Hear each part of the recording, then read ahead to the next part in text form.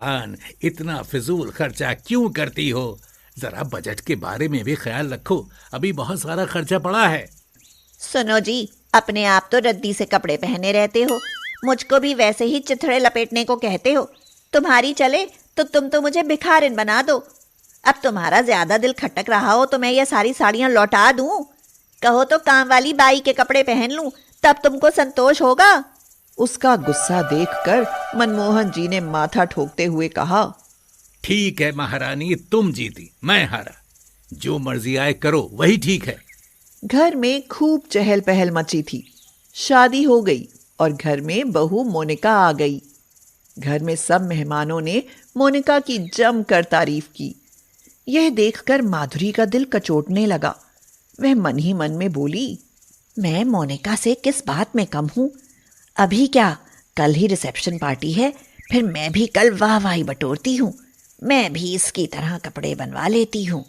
उसने मोनिका से पूछा, मोनिका, कल रिसेप्शन में क्या कपड़े पहनोगी? मुझे भी दिखाओ ताकि मैं डिसाइड कर दूं कि इन कपड़ों में तुम अच्छी लगोगी या नहीं। सुनकर मोनिका बहुत खुश हो गई और वो सोचने लगी, मेरी सासू माँ कितनी अच्छी हैं, मेरा कितना ख्याल रखती हैं। उसने खुश होकर रिसेप्शन में पहनने के लिए सिलेक्ट किए गए कपड़े निकाले और माधुरी को दिखाने लगी।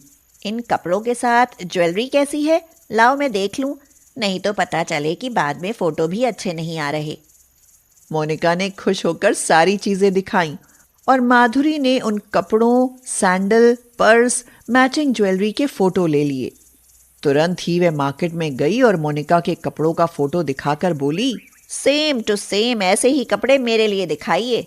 दुकानदार ने माधुरी की ओर देखा और कहा, लेकिन आंटी जी, ये कपड़े आप पर अच्छे नहीं लगेंगे। आप अपनी एज के हिसाब से कपड़े लीजिए ना, तो वो आप पर ज्यादा फबेंगे। यह सुनकर तो माधुरी भड़क गई और बोली, चुप बे नाशपीटे, तुझे अपने कपड़े बेचने हैं या मुझको सलाह देनी है? तू सलाह केंद्र क्यों नहीं खोल लेता? यह सुनकर दुकानदार मन ही मन में बोला, ये कैसी बेवकूफ़ बढ़िया है जो इसको सही सलाह भी अच्छी नहीं लग रही। लेकिन मुझे क्या, मुझे तो अपना सामान बेचना है भाई। उसने सेम टू सेम वैसे ही कपड़े निकाल कर दे दिए। फिर माधुरी शूज की शॉप पर गई और शॉपकीपर से बोली, ये सैंडल की फोटो देखो और सेम टू सेम सैंडल निकालो। पर नाप भी लाइए, किसके लिए लेना है? अपना पैर बढ़ाते हुए माधुरी ने कहा, है तो मेरा नाप, इतनी बड़ी तो सामने बैठी हूँ, दिखती नहीं हूँ क्या? ये आप अपने लिए ले रही हैं? हाँ, कोई प्रॉब्लम है तुझे? नहीं नहीं, मुझे क्या प्रॉब्लम होगी? लेकिन वह धीमे धीमे मुस्कुरा रहा था। उसकी मुस्कुराहट को देखकर माधुरी भड़क गई और गुस्से में बोली, सैंडल मैं ले रही हूँ, तेरे सीने पर सांप क्यों लौट रहे हैं? अब मैं सैंडल लेकर जा रही हूँ, उसके बाद पागलों की तरह हंसना।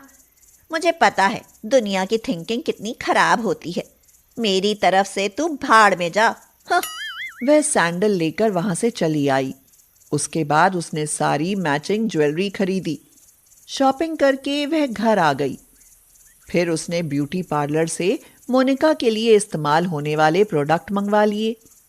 अगले दिन रिसेप्शन पार्टी के लिए मोनिका तो सजने के लिए ब्यूटी पार्लर में चली गई।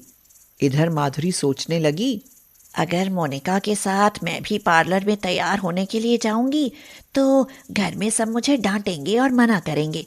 खास तौर से विनोद के पापा तो बिल्कुल ही नहीं जाने देंगे।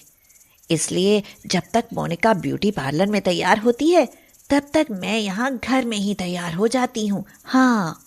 सब लोग माधुरी की आदत को तो जानते ही थे कि वह घंटों तैयार होने में लगा देती है, इसलिए किसी ने उसको डिस्टर्ब नहीं किया।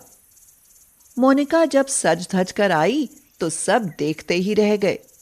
पार्टी में सब लोग आने लगे थे। मनमोहन जी माधुरी को ढूंढते फिर रहे थे। अरे विनोद की मम्मी कहाँ चली गईं? अभी भी तैयार नहीं हुई हो क्या? मेहमान लोग माधुरी के इंतजार में थे। माधुरी कमरे से निकल कर आई तो सब लोग उसको भौचक्के होकर देखने लगे। यह देखकर माधुरी मुस्कुराई और मन ही मन में बोली, लगता है सब मुझको देखकर सरप्राइज्ड हैं। वह अपनी ननद से पूछती है, क्यों रेनू, कैसी लग रही हूँ? अच्छी लग रही हूँ ना? मोनिका से तो अच्छी लग रही हूँ। यह सुनकर रेनू ने बहुत मुश्किल से अपनी हंसी रोकी और बोली, आपकी तरह तो यहाँ कोई नहीं लग रहा है भाभी। कोई अपनी हंसी रोक ही नहीं पा रहा था क्योंकि माधुरी बिल्कुल जोकर लग रही थी। मोनिका ने जब माधुरी के कपड़े, सैंडल, ज्वेलरी और मेकअप देखा तो वह चौंक गई और वह विनोद से बोली, तो इसलिए उन्होंने मेरे कपड़ों के फोटो लिए थे, इन्हें मेरी कॉपी करनी थी। लेकिन ये कितनी बेवकूफ़ हैं, इनको यही नहीं पता कि ये कैसी लग रही हैं। विनोद भी अपनी माँ को देखकर दांत पीस रहा था, लेकिन वह खुलकर कुछ कह नहीं पा रहा था। सारे मेहमान हंस रहे थे। यह देखकर माधुरी को अब बुरा लगने लगा, लेकिन वह किसी से कुछ कह भी नहीं पा रही थी। मेहमान खा पी कर नवविवाहित जोड़े को गिफ्ट और आशीर्वाद देकर विदा हो गए। लेकिन एक नई मुसीबत हो गई। माधुरी के चेहरे पर तेज जलन पड़ने लगी जो बढ़ती ही चली गई।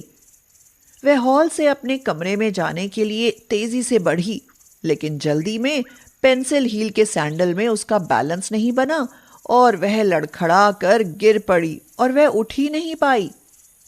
कुछ लोगों ने उसे उठाया तो पता चला कि उसकी बांह ही सीधी नहीं हो पा रही है। अभी थोड़ी ही देर बीती थी कि उसके चेहरे पर फफोले उभर आए। वह जोर जोर से चिल्लाने लगी, हे भगवान, ये मेरे साथ क्या हो रहा है?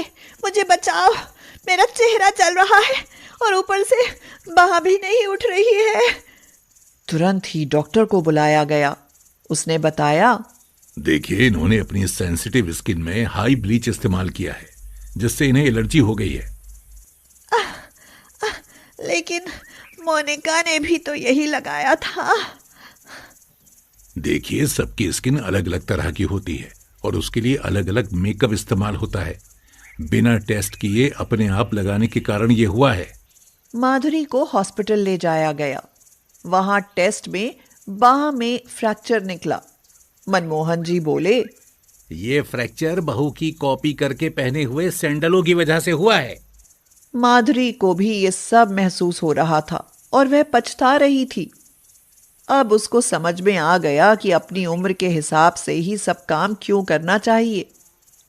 ठीक होकर घर आने के बाद उसने सबसे माफी मांगी और अपनी एज के हिसाब से सादगी से रहने लगी। मोनिका भी अब माधुरी का खूब आदर करती थी। अब माधुरी से सभी लोग बहुत खुश थे।